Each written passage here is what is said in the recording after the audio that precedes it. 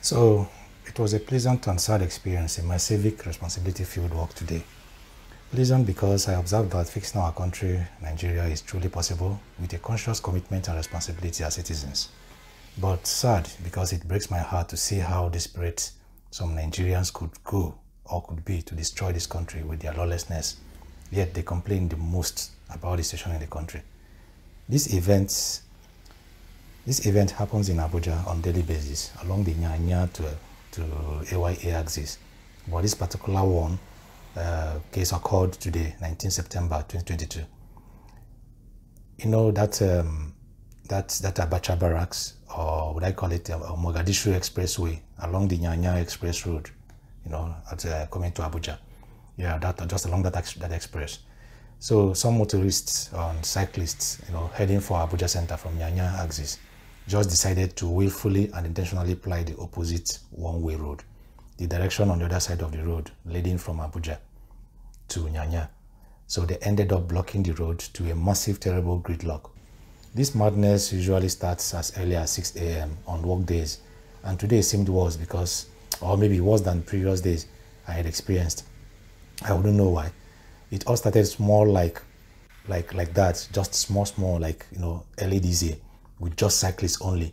But now motorists have joined, and that has become, or it is becoming, a monster experience for motorists on the other side of the road. You know, so, but today was that I was at my work post, watching the event, you know, helplessly unfolding, seeing the pains and stress on the faces of other Nigerians whose way was blocked and their rights trespassed. The worst scenes, we are seeing citizens with official police and military vehicles and other public servant government vehicles who were not on emergency duty at all, but just leading the lawless atrocities and often joining the trail like it has become a norm in Nigeria.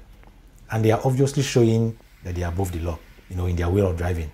And then you can wonder, is this the kind of society we wish to live in? I also observed that most of this lawlessness, I observed that some other road users, in their right of way, actually make way for these miscreants with no attempts of cautioning them or putting small kind of resistance on them, at least to remind them that these practices are wrong. These miscreants face no resistance at all. So they're encouraged to come in their drones to disobey the traffic laws. Eventually, when the Directorate of Traffic or Road Traffic Service guys, that's the VIO guys, officers arrived, I said, thank God at last. But the worst even happened.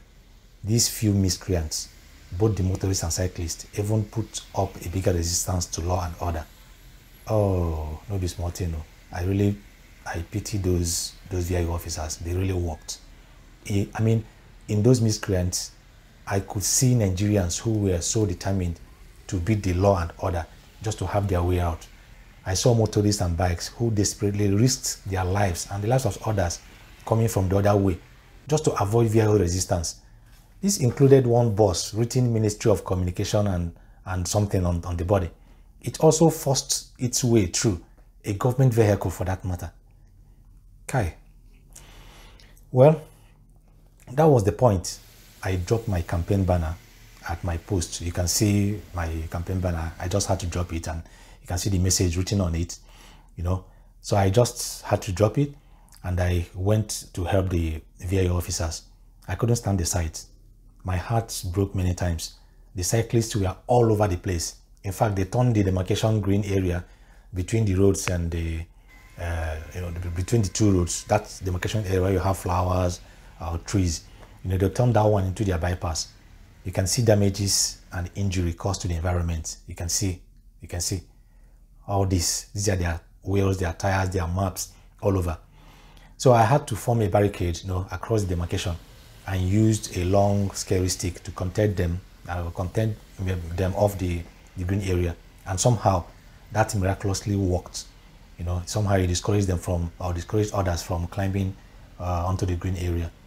So after that, after, you know, ferrying them off, I moved to the major road and insisted that some upcoming vehicles, some vehicles, they actually maneuvered their way, you know, over to avoid the VIO guys, officers down there, as in down the location, you know, before coming to where I was.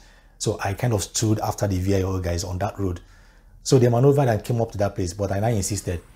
In fact, well, I think, well, I think they were a bit stuck. They couldn't have even gone any other way around because the motorists in the other right of the road, as they're coming down, you know, they've already blocked them. So there's no other way for them to move. So I could not record this particular event because I was the only one and I was focused on resolving the anomaly. So I didn't record much. So I got to those motorists and insisted that they must turn back, you know, and allow the right users to have their ways. So they ultimately did. I even had one of the motorists shouting from behind to the other one that I blocked that he F up, that is using the F word, you know, that he was not smart. So that tells me that to them, they are they are not lawless, but they're just being smart. That's the mentality. Most sadly, another security vehicle with thick tinted glass and its number plate covered in black, you know, just came on the same way that was already, you know, at gridlock, trying to force its way through. Probably, I mean, it was even there. It's like asking the ones on their right way to make way to probably climb the demarcation or get into the channels or drainages for them to pass, or for him to pass. Just one vehicle. Somehow I swallowed the pills of courage to walk up to him and insisted that he was not right, you know, that he had to go back, except if he was on emergency duty, which he was not. It was just a driver and a lady on the passenger side. So I tried to appeal to his conscience that they are destroying this country and the time is already here that good citizens will rise against them to restore the sanity and dignity of this great nation. You know, after persuasion and much of conversations, he turned back respectfully. I think knowing that he was very, very wrong, and probably maybe he didn't know whom I was. So finally, these are my observations generally. I observed that these same calibers of citizens are just the same people who force their ways into politics, while the good ones are sleeping. I mean, well, let me say the good citizens, while the good citizens are sleeping and praying and expecting positive change to happen. You can see that these attitudes are exactly what we see among the bad politicians who find their ways into leadership. So the leadership we have are simply the reflection of the attitudes of the general citizens who play their game. I also realized again that the so-called stubborn cyclists belonging to the lower social class of people or population are even more obedient and responsive to law enforcement than the motorists who belong to the upper social class. This set of people are so arrogant, disrespectful to the law and its agents. I don't know. You can imagine that. So it's not a matter of education this time around. You can't say these guys are misbehaving because they are not educated. These ones that are driving polished cars, educated, speaking good English, you know, fluently and eloquently, they are just arrogantly, they really want to disobey the law and have their ways against the law agents. They really disrespected those VIO guys. I just wonder, are these people representative of government?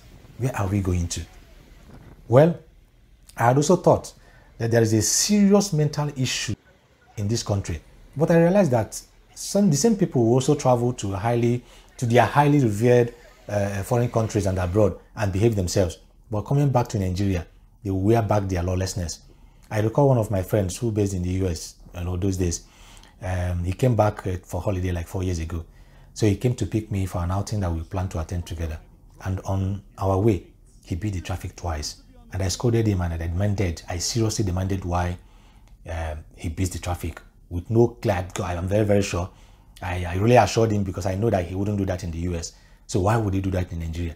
And his response was very shocking to me. You know what he said? Oh boy, cool down. No be Niger be this.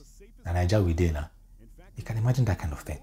That tells me that we obviously suffer from our self-induced mental illness or madness. I finally observed that it is just few miscreants that are the main problem of Nigeria. Using this report as a case study, okay, you can see, just look at this site, this video. You know, see the few number of people causing the traffic calamity and causing gridlock and endangering the lives of others. But see the quantum that we are doing the right thing. These are the population who decides not to be idiots, but law-abiding. Can you see that? Can you see that? Again, the sad truth is that this population doing the right thing I mean, does not believe that they can stop these few miscreants. Mentally, they believe they can't do anything. So mentally, they don't even own Nigeria. It is not their business. They just want to find their way to their work and take care of their personal business and leave. Then the society and the community is there for everyone. The calamity, everybody suffers. So they leave the work, of keeping the law and order and taking back our country to the law enforcement agents who are also like us, only that they professionally and legitimately commit to keeping everyone safe and happy. Why can't we help them? Why can't we work with them as responsible citizens that most of us are? Why do we allow these few people to give us bad names in politics and in public life? Yes, I know. Yes, anybody can say yes, the government is not helping matters, as you can find in the report and in other realities of bad government or bad governance. Let me even tell you that bad governance is a product of civic irresponsibility among the citizens. One does not become a bad person simply because you're a leader or when he becomes a leader. Check all bad leaders and check their private lifestyles and personalities as citizens. They are bad as citizens. They are only exhibiting leadership is just an expression of whom they are, their personalities. Unfortunately, we don't even have any kind of core civic education to let our younger ones be on the right side of civility. Then, like I said, the good side of my experience today is that new Nigeria is possible, and it is in the hands of us, all of us, to make it possible. But it must be a conscious effort and work. Our problem is not from the moon or too complicated because we are the problems.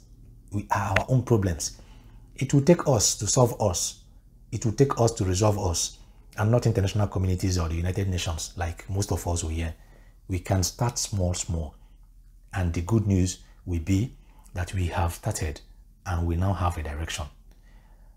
Well, as we work to put the best set of leaders in power in 2023 to help us sanitize our political and governance system, let us also make our minds to work with them from 2023 by sanitizing the citizenry and supporting each other. Let us support the government. Let us support the good law enforcement agencies. There are good ones there, both in the government, even in politics. So let us support these good ones. There are many of them out there. There is not all of them that are corrupt as we think. So we must start resisting these few miscreants, supporting the law enforcement agents small, until we occupy and restore the sanity and dignity of Nigeria. Any miscreant that does not want order in this country can go and check other countries. Let me tell you, from 2023, I'm sure they will start sensing that all eyes are on them, and the fellow citizens will resist them. It's not something you just do. You wait for police or army to come. To come to that point, and we are planning to initiate a program that citizens are taking charge of. That program from 2023, I think that will be the end of discussion for all these things. When citizens have become the government themselves and they will work with the government hand in hand. This is our country. We have no other country. We have no other option than to save this country. I am telling you honestly. Those miscreants will know that they're no longer qualified to be among us until they become true citizens who take full responsibilities for their nation. That is whom we are. A new Nigeria is possible.